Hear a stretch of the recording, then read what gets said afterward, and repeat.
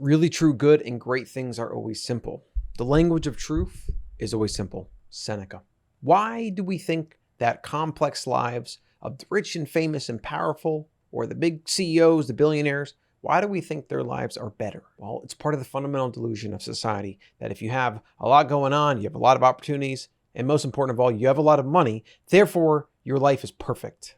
It's the great delusion of modernity, because the reality is you have more examples of people that have fame, money, and power that are actually struggling to find meaning and happiness.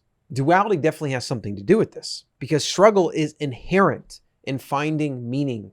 Hard things are what define soft things or good things. Bad is what defines good. Good defines bad. Everything is the duality. The universe is duality. Everything is defined by its opposite. So when you have a life where maybe certain things are easy, maybe you have all the money in the world, maybe you don't have to work a day in your life, consider that for a second. How would you then create meaning? You got to figure out a passion, a purpose, something that's going to require time and energy and struggle. And if you don't, you very quickly slip into despair, as many celebrities have taken their lives. We see lots of examples of this. The rich, wealthy, and powerful are not protected from the duality of the universe. In fact, you could say in some ways they have it as hard or harder than everyone else. When you wake up and every single thing's provided for you and you don't have to do anything, how do you not come to the state of nihilism, as Nietzsche identified, which is the state of meaninglessness, of despair? And as Nietzsche identified, you have to overcome that to create meaning for yourself. This is a hard process. Some of us never even get through it. Some of us, it takes years. It's basically the hero's journey. Everyone has to overcome some obstacle to find meaning on the other end, because the obstacle itself is what defines the meaning. It creates the meaning. How this relates to a simple life is, at least with a simple life, you can focus on some things. You can find mastery and joy in infinite games, and you can do things that matter to you that you want to keep doing forever, to the end of time. That will then inherently bring meaning into your life, and you'll find opportunities within that to go deep and to overcome obstacles and to challenge yourself and to be creative and to express yourself.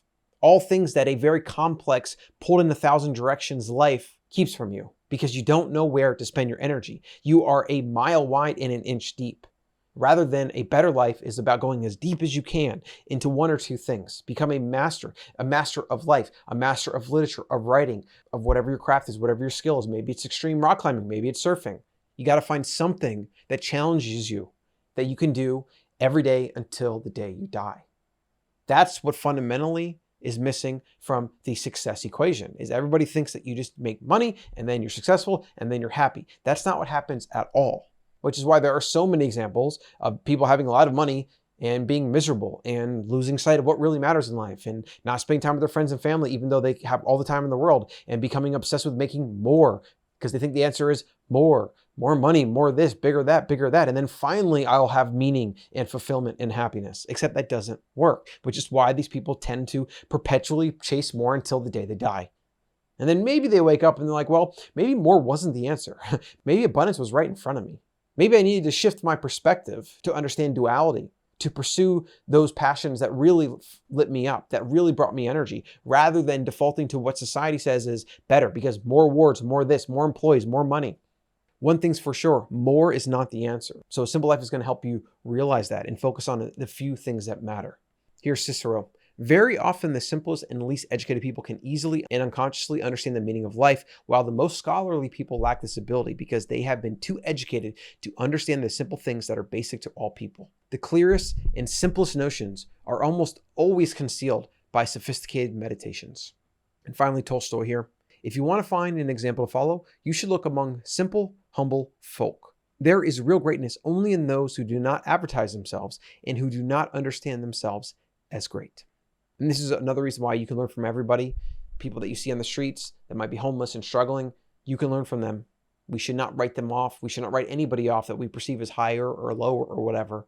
Every human has value. Every human can teach us something. Every experienced situation can teach something.